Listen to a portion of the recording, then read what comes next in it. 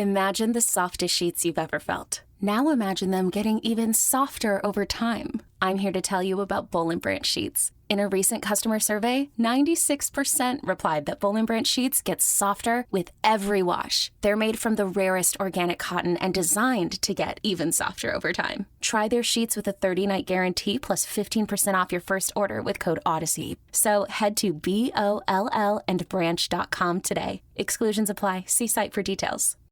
I'm Tim Fitzgerald at GoPowerCat.com. And I'm Scott Chasen with Fog.net. This is a replay of WIBW's TV show, The Drive. Here's this week's episode on the 24/7 Sports Podcast Network.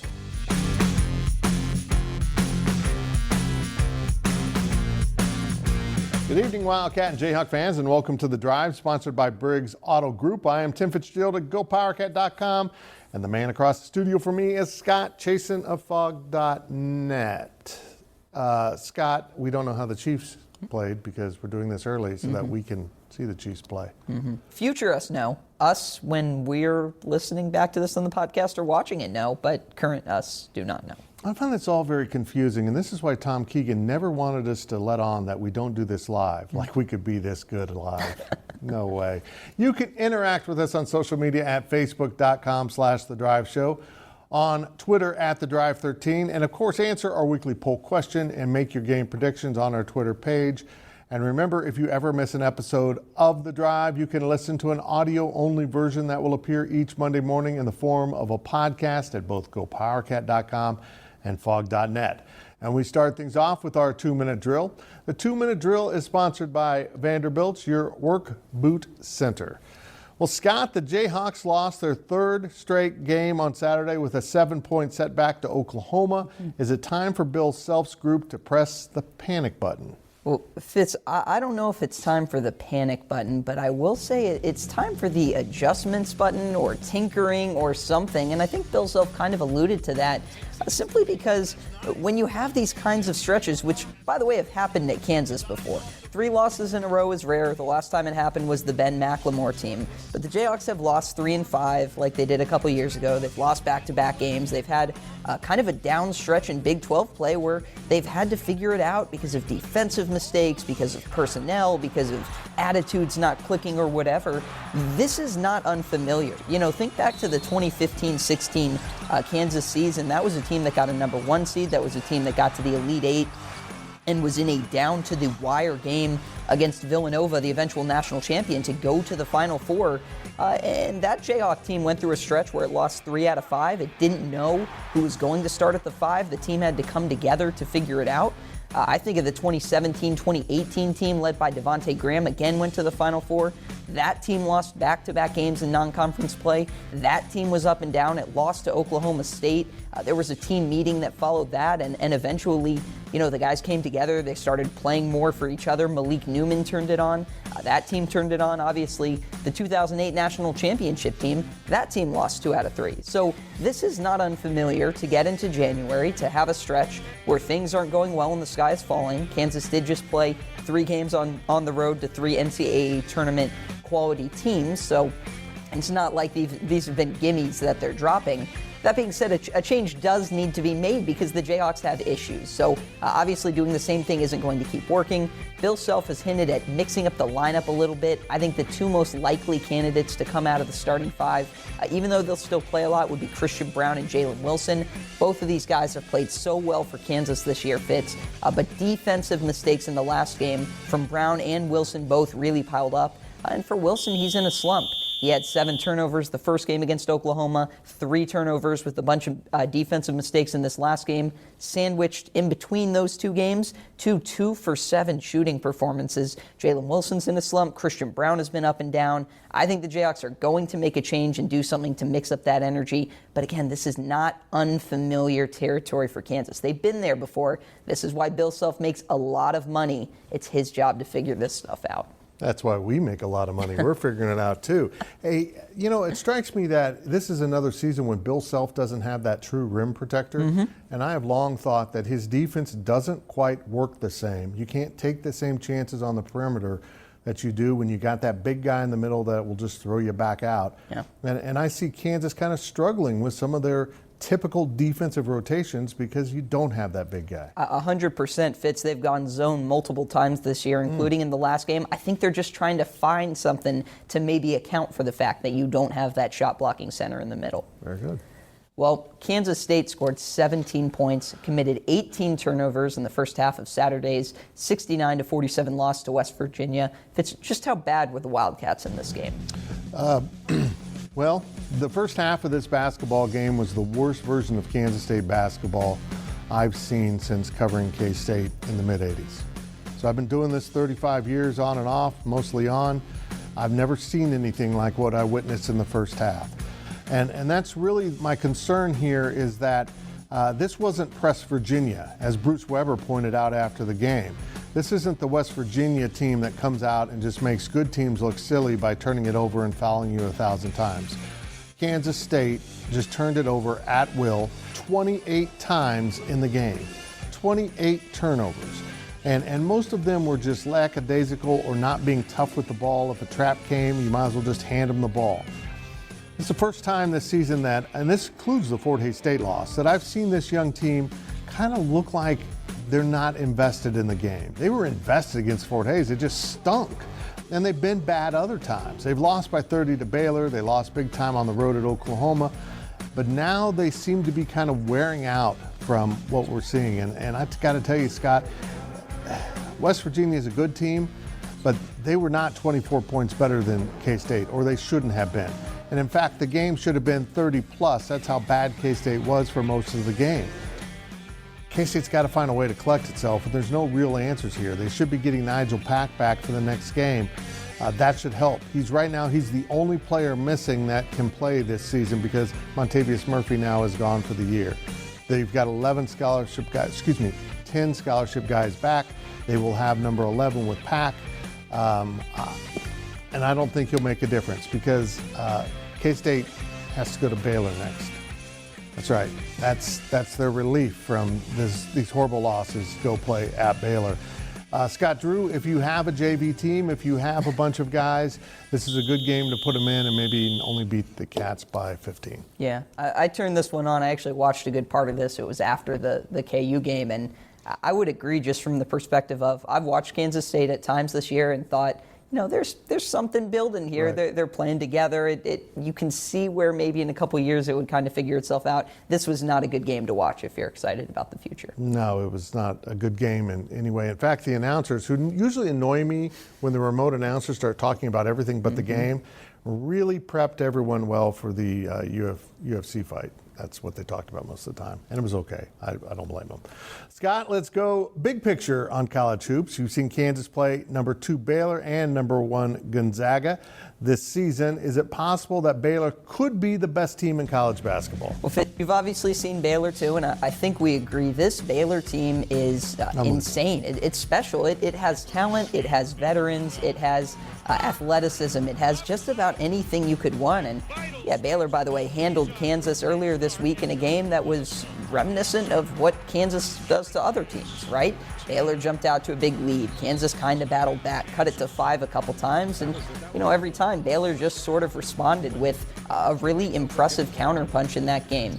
You know what, about Baylor, what I kind of feel about them is maybe they do have the advantage over Gonzaga in that more has to go wrong for them to lose. Gonzaga is a very good team. Maybe Gonzaga on its average day is better than a team like Baylor. But flat out, if Baylor plays a B+, A- game, Baylor is not beatable because of Baylor's three-point shooting, because of what Baylor does defensively, because of the athletes they have on the perimeter, because of the skill they have. Jared Butler is having an absolutely phenomenal year. He absolutely lit up the KU defense. He didn't have to do a lot of it against Marcus Garrett because the Jayhawks switched so much, but that's a hard guy to contain. They've got Teague, they've got Mark Vital, they've got Mitchell, they've got so many different guys that either defensively, offensively have just seemed to buy into their role. Mark Vital is not even having a good year for them, and against Kansas, he was one of the most impactful players in the game. That's a dude that every coach in America would want to have on their team because of how athletic he is, how strong he is, and how versatile defensively he is. Gonzaga is a very good team. I don't take anything away from the Zags, who obviously handled KU too, but this Baylor team seems special to me. If I were picking a Final Four right now, if I were picking a national championship game, probably have Baylor in both. Yeah, I would agree. A quick question here. Baylor going through this Big 12 schedule and a very tough season in this conference. Does that help or hurt the Bears compared to what Gonzaga is doing in its conference? I have to think it helps. I mean, even this Oklahoma State game they just played, they were losing by 1, 2, or 3, getting tested a little bit, and then they just get to flip the switch and blow them out of the water. I think that only prepares you, especially how many different styles you play in the Big 12. And one other thing I thought was funny, going into, I think it was the Kansas game, I heard the announcers before the game say, well, Baylor hasn't played any close games this year. That could hurt them if they get into a game with Kansas. I couldn't help but think people say that about the Chiefs too. So if you play too many close games, it's not good. If you blow too many teams out, it's not. Like, what's the magic number of points you have to win by every time for it to be impressive? Yeah, Baylor's really good. These two coaches have said Baylor and Gonzaga were supposed to play earlier in the year. They both said they still want to find a way to play that game. You know what? I don't want them to play. I want to save that for the national title game if that's how it plays out. Yeah. Now, a quick look at your poll question results. The poll questions are brought to you by Midland Exteriors. Love the home you live in. Call today for a free estimate. Well, last week's question was, how many Big 12 basketball teams will make the Elite Eight this year? And we go to the results. I think the viewers got it right, Fitz. 2 Big 12 basketball teams in the Elite Eight. That was the winning choice, 42%. 33% of people said 1 team will make it. 17% said 3+. I'm guessing those are your Kansas fans wanting to slip Kansas in there too. And then 0 Big 12 teams in the Elite Eight. That's 8%. It's going to be very fun to watch. This week's question is this. Will KU basketball earn a top 3 seed in the 2021 NCAA tournament? Pretty simple answers. A, yes. B, no. Vote on our Twitter page at TheDrive13. Well, that will do it for this half of the 2-minute drill, but we will be right back with more on KU and K-State on The Drive.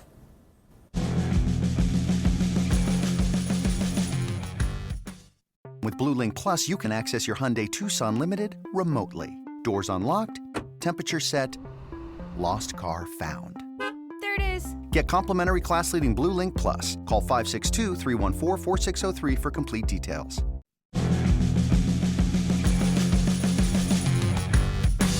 Welcome back to The Drive as we continue our weekly 2-minute drill. The 2-minute drill is sponsored by Vanderbilt's Your Work Boot Center. Scott, you spoke about some potential lineup changes in the first segment.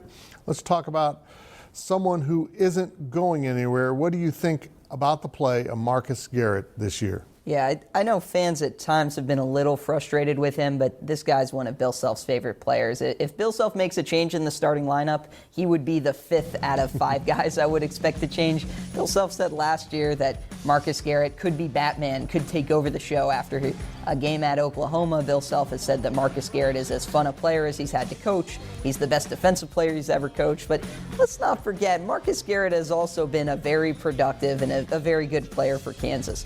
Last year, this was a guy who led the Big 12 in assists, led the Big 12 in assists to turnover ratio, and led the Big 12 in defense, if you want to put it that way. He was the National Defensive Player of the Year.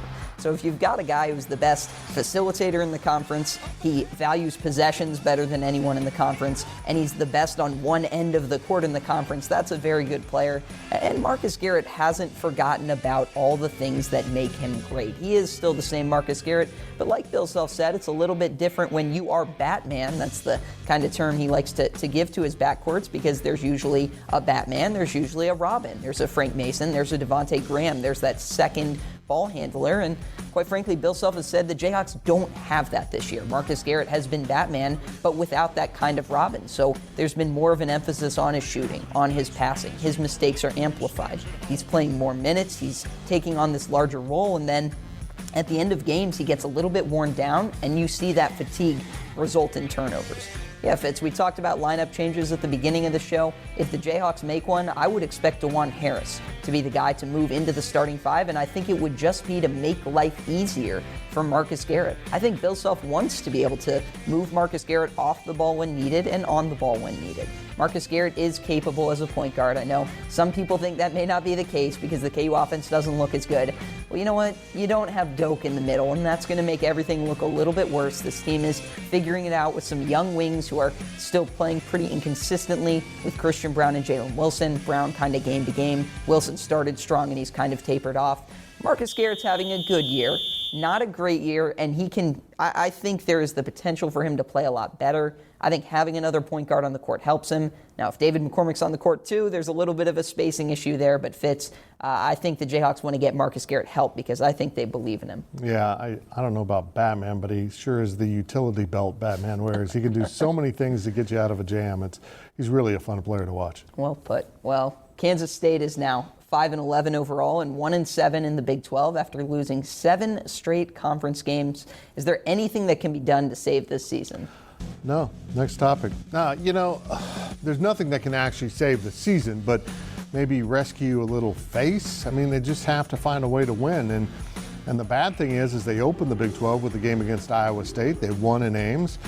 The game in Manhattan, unfortunately, was postponed because of COVID issues with K-State at the time, COVID and injuries, mostly injuries actually. And it doesn't appear that game's going to be rescheduled, which is really unfortunate for both programs because Iowa State and K-State are awful. And that actually makes for a good matchup between the two, and I'm sure Iowa State would like to play K-State. It might be their only chance for a win, just as beating Iowa State stood that way for K-State. These young guys have to start playing better. They have to start understanding that you must value possessions, that the ball is something you hang on to and you don't get sloppy with it. They have to understand that if you're wide open from three-point range early in the shot clock, but you shoot 15% from three, you don't take that shot. You've got to understand what you can and can't do, what you should and what you shouldn't do. And right now, these guys have no clue on all of that. And honestly, they should. They absolutely should understand these things. So what can save this season is signs of understanding from this team. Either that they will listen to their coaches or that their coaches will get the right message drilled into their head. That they have a bright future, but not if you continue to build everything off of bad habits. Dejuan Gordon, love you kid. Quit shooting three-pointers until you prove you can hit them all the time. Antonio Gordon, please don't ever do that again unless it's 1 second left on the shot clock. Understand who you are and what you do. It's basic to any type of workplace, not just sports.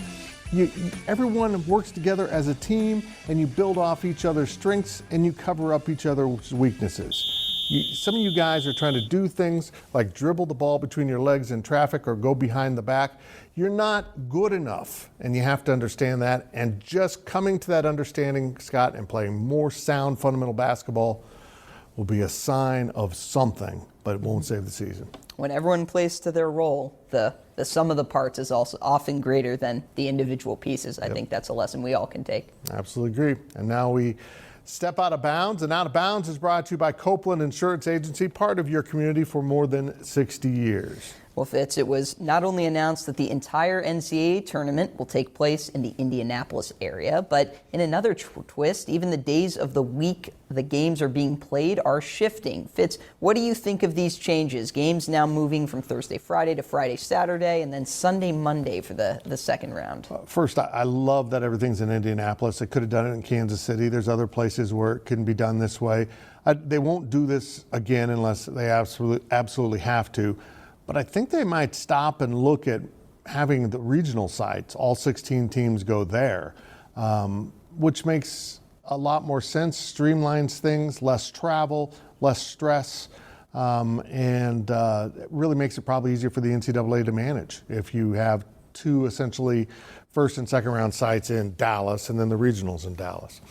The days of the week is a little baffling, don't you agree? I mean, the first four, which is in Indianapolis this year, will take place on a Thursday, which is normally the first day of games, and the first round is Friday, Saturday, followed by Sunday, Monday games. Then the next round, correct me if I'm wrong, Scott, is Saturday, Sunday, followed by Monday, Tuesday. They push it back an extra day.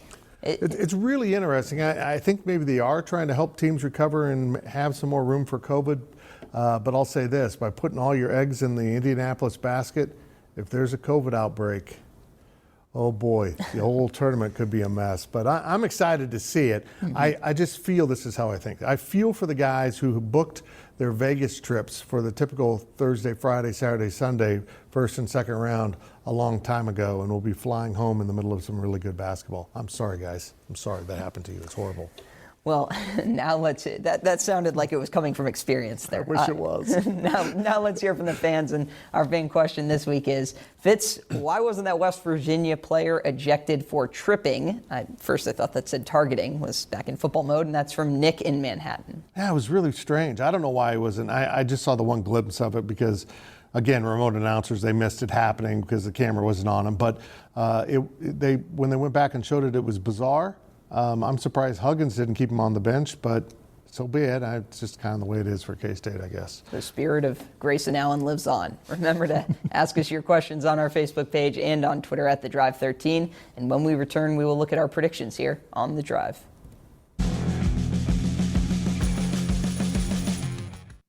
Is your January looking dry? Get some lotion. Get a humidifier. And better yet, get Drizzly, the go-to app for drink delivery. With Drizzly, you can compare prices across local stores to get the best price on a huge selection of drinks perfect for dry January. Every single time. Non-alcoholic wines? Have a look. Ready-made mocktails? Grab a straw and order them up. Beer without the alcohol? Yep, take your pick. You can find all of them here, in the app, in that phone that's in your hand. Could it be any simpler? Nope, not a chance. So shop for great deals on all your dry January beverages or other drinks and get them delivered to your door or blanket fort, maybe. Download the Drizzly app or go to drizzly.com. That's DRIZLY.com. Must be 21 plus, not available in all locations. And don't forget to lotion up your elbows. They're looking a little dry.